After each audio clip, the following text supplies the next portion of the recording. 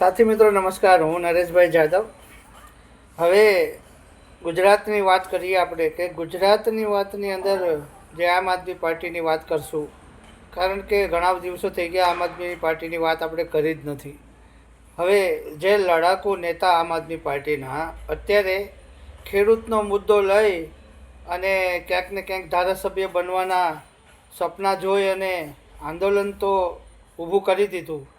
હવે જે આંદોલન ઊભું થયું છે એ પૂરું નથી કરતા, કારણ કે પંજાબમાંય પૂરું નહોતું થયું.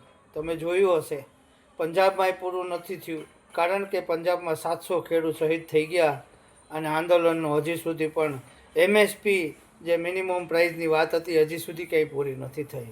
હવે આ લોકો નવું લઈ આવ્યા. હવે એ કડદા કાંડ હોય, આવા તો ઘણા બધા કાંડ તો આપણે ગુજરાતમાં 40 વર્ષથી કાંડ જ જોઈ રહ્યા છે, એ તો બધાને ખબર છે. પણ વાત મુદ્દાની એ છે કે રાજુ કરપડા અને પ્રવીણ રામ જે રાહ ઉપર નીકળેલા હતા, એ રાહ સમજી લો કે બહુ કઠિન હતું. ખેડૂત અત્યારે ખાલી એક જ ગામની વાત કરે, બીજા કોઈ ગામની વાત નથી કરતા, કોઈ જિલ્લાની વાત નથી કરતા.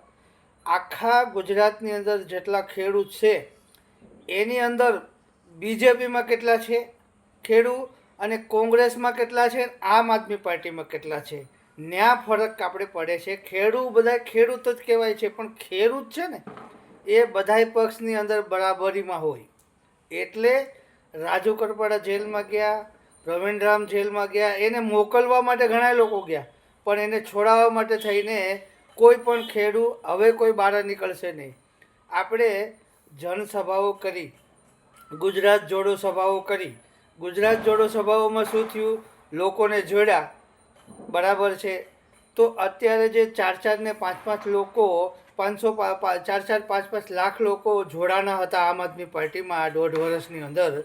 એવું હું નથી કહેતો કે ઈસુદાન ગઢવીનું કહેવાનું હતું આવું કે અમારી સભામાં એટલા માણસો આવ્યા, એટલા જોડાઈ ગયા, આમ થઈ ગયું, તેમ થઈ ગયું. હવે અમારે તો 27માં સરકાર બનાવવાની છે. ભલે બરાબર બનાવો, કાંઈ વાંધો નથી, પણ આ પહેલાં તમે આ જે જેલમાં ગયા છે એને છોડાવવા માટે થઈને ને એના માટે થઈને કેટલા લોકો ઉપવાસ ઉપર બેઠા છે અને કેટલા લોકો આંદોલન કરવા નીકળ્યા છે બહાર. એ તો બધા અત્યારે છૂપછાપ થઈ ગયા. ભાઈ જેલમાં, એ લોકો જેલમાં વયા ગયા. એને મોકલવા માટે થઈને કોળી સમાજના રાજુભાઈને મેં જોયા હતા, ક્યાંક એનું મોઢું મને દેખાણું હતું. રાજુભાઈ સોલંકી, ભાવનગરવાળા, કારણ કે એ તો ભાવનગર નજીક પડે એટલે એ ઓછું પેટ્રોલ બળે ને એમને, બરાબર.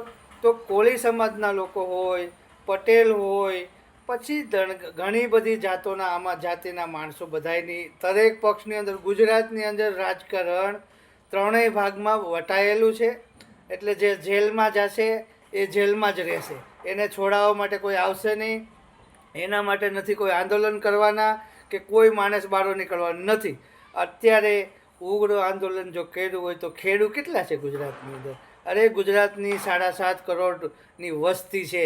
ગુજરાત એક રાજ્ય એટલું મોટું છે, એની અંદર ડરી ડરીને જીવવાવાળા લોકો કેટલા અને ખુલીને બોલવાવાળા કેટલા અને પાર્ટીને મજબૂત કરવાવાળા કેટલા અને નવી પાર્ટીને બનાવવાવાળા કેટલા, એની ખોજ તો કરો. એની ખોજ જ નથી તમને ખાલી 5 લાખ કાર્યકર્તા ને 2000 કે 5. ગોપાલ ઇટાલિયાની સભાઓ મેં પણ જોઈ છે. હું પણ એની સભાઓમાં ઘણીવાર ગયો. બાય, મેં માધુપુરની સભામાં હું ગયો હતો, એની ગીરગઢારની સભામાં હું ગયો હતો. ઘણી સભાઓ આપણે વિડીયોમાં ખાલી જીતા પછી સભાઓ જ કરી છે. ભાઈએ બીજું કોઈ નેક કામ તો હજી સુધી કોઈ શરૂ કર્યું જ નથી. કાર્યાલય ઓપન કરી દીધી, હવે ત્યાં તો શું થતું એ ખબર નથી. પણ મારો કહેવાનો અર્થ એ છે કે ગોપાલ ઇટાલિયાની સભાઓમાં જે માણસો ભેગા થતા હતા ને, એટલા માણસો પણ કદાચ જો રાજુ કરપડાને અને પ્રવીણ રામને જો સપોર્ટ કરે ને અત્યારે હાલમાં, તોય પણ બધાને બહાર નીકળી જવું પડે. જેમ નેપાળમાં થયું, જેમ લેહ લદ્દાખમાં થયું, અત્યારે કર્ણાટકમાં થઈ રહ્યું છે. RSS બંધ કરવાની માટે થઈને શું RSSને બંધ કરવાની નથી, RSSને ઘરે જ મોકલી દેવાની છે. કારણ કે આંદોલન કરવાવાળા માણસો જોઈએ છે, મજબૂત માણસો નીકળી પડે છે, એકદમ ઘરથી બહાર નીકળે છે. અને એમાં વધારે પડતા દલિત હોય છે, એમાં મુસ્લિમ્સ હોય છે. એ ભાજપ અને કોંગ્રેસની સાથે રહેવાવાળા નથી હોતા. એ લોકો એના પોતાના દમ ઉપર નીકળે છે. એમ અમે પણ 22માં નીકળ્યા હતા, પણ અમને પાર્ટીએ ક્યાંક ને ક્યાંક મજબૂર કરી દીધા કે અહીંયા તો કોળી ચાલે, અહીં તો પટેલ ચાલે, તો હવે ચલાવી લ્યો.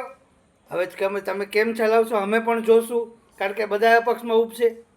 ચાલ, અત્યારે જે લોકલ ચૂંટણી આવી છે તાલુકા જિલ્લા પંચાયતની, એમાં શું થવાનું છે તમારી સાથે? તમે હવે અત્યારે જે જેલમાં ગયા છે એ જેલમાં જ રહેવાના છે. વળી કેજરીવાલ કંઈક આવશે અને જેમ ચેતર વસાવાને છોડાવ્યા તો એમ 4 મહિના 6 મહિના, એના તો બાળ બચ્ચા બિચારાને હેરાન થાય ને, કોઈનો પરિવાર હેરાન થાય એવું તમને જરૂર શું છે?